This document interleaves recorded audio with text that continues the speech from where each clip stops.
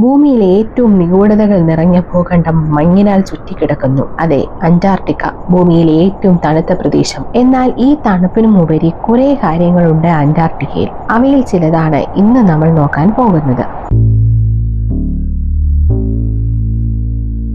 ഭൂമിയിലെ 7 ഭൂഖണ്ഡങ്ങളിൽ ഒന്നായ അന്റാർട്ടിക്ക ദക്ഷിണ ധ്രുവത്തിലാണ് സ്ഥിതി ചെയ്യുന്നത്, അഥവാ സൗത്ത് പോൾ. നൂറ്റാണ്ടുകൾക്ക് മുമ്പ് തന്നെ സൗത്ത് ഭാഗത്ത് എവിടെയോ ഒരു ഭൂഖണ്ഡം മറഞ്ഞു കിടക്കുന്നതെന്ന സിദ്ധാന്തം പ്രചരിക്കുന്നുണ്ടായിരുന്നു. എങ്കിലും അന്റാർട്ടിക്ക കണ്ടുപിടിച്ചത് 1800 കാലഘട്ടത്തിലാണ്.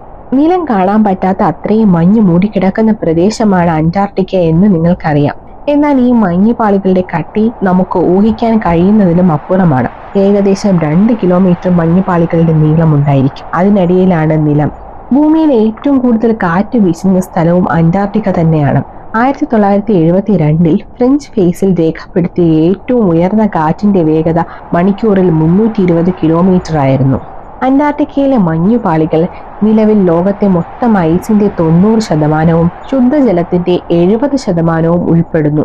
ആ മഞ്ഞുമലകൾ മുഴുവനും ഉരുകിയാൽ ഭൂമിയിലെ സമുദ്രനിരപ്പ് ഏകദേശം 200 അടി വരെ ഉയർത്തുവാൻ സാധിക്കും.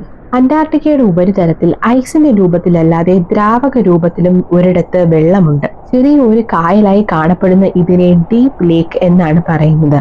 കടൽ വെള്ളത്തിനേക്കാളും ഉപ്പിന്റെ അംശം കൂടുതലായതുകൊണ്ടാണ് ഈ കായലിൽ എത്ര തണുപ്പായാലും ഡീപ്പ് ലേക്കിലെ വെള്ളം ഐസാകാതെ നിലനിൽക്കുന്നത്.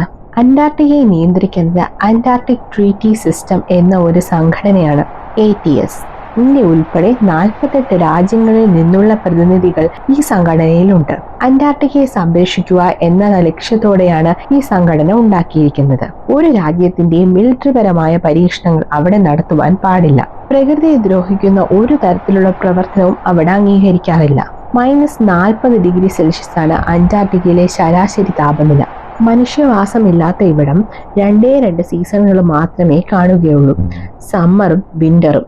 അതായത് വേനൽക്കാലവും ശീതകാലവും. ഒരു സീസൺ 6 മാസം നീണ്ടു നിൽക്കുന്നു. വേനൽക്കാലത്ത് 6 മാസം പകൽ മാത്രമായിരിക്കും, എന്നാൽ ശീതകാലം മുഴുവനും രാത്രിയുമാണ്. ഇതിനു കാരണം ഭൂമിയിലെ അച്ചുതണ്ടിന്റെ ചരിവാണ്. ഈ ചരിവ് കാരണം അന്റാർട്ടിക്ക 6 മാസം സൂര്യന് നേരെയും അടുത്ത 6 മാസം സൂര്യന്റെ എതിർദിശയിലുമായിരിക്കും. മഴ ഒട്ടും ലഭിക്കാത്ത ഈ പ്രദേശത്തെ മരുഭൂമി എന്നും വിളിക്കാറുണ്ട്. പ്രതിവർഷം 150 മില്ലി താഴെ മാത്രമേ മഴ ഇവിടെ ലഭിക്കാറുള്ളൂ. 69,000-ലധികം ഉൽക്കകൾ ഭൂമിയിൽ കണ്ടെത്തിയതിൽ കൂടുതലും അന്റാർട്ടിക്കയിലാണ്. അന്റാർട്ടിക്കയിലെ വെളുത്ത മഞ്ഞിനാൽ ചുറ്റിക്കിടക്കുന്നത് കൊണ്ട് ഇവയെ കണ്ടെത്തുക എന്നുള്ളത് എളുപ്പമാണ്. അന്റാർട്ടിക്കയുടെ തീരപ്രദേശത്ത് ധാരാളം ജീവികൾ ജീവിക്കുന്നുണ്ട്. ലക്ഷക്കണക്കിന് പെൻഗ്വിനുകൾ അവിടെയുണ്ട്. ഇതിനു പുറമെ നീർനായകളെയും പക്ഷികളെയും അന്റാർട്ടിക്കയിൽ കാണാറുണ്ട്. ഇന്ന് മഞ്ഞിൽ ചുറ്റിക്കിടക്കുന്ന അന്റാർട്ടിക്ക മില്യൺ വർഷങ്ങൾക്ക് മുമ്പ് അങ്ങനെ ആയിരുന്നില്ല. മരങ്ങളും ജീവജാലങ്ങളും ഉള്ള സമർത്ഥമായ ഒരു പ്രദേശമായിരുന്നു.